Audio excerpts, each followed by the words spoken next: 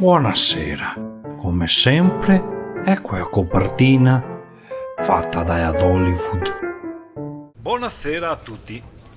Mi raccomando, tu hai appunti che ho fatto una job da paura. Scommessiamo. Adesso vediamo come che te ti accavi. Primo punto interessante del job act. Mai più precariato. Cosa vuol dire questo?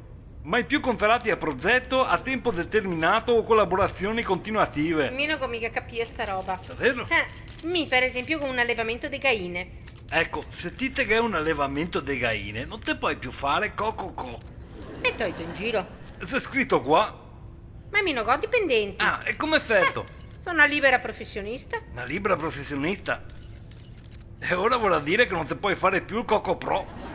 Scusa Renzi, ma amico è vigna, non posso assumere gente tutto l'anno per lavorare solo che a settembre. Rispondete agli altri acquisti che se robe massa tecniche che mi fa mai a testa, via, occhio. Ah, scusa, è vero.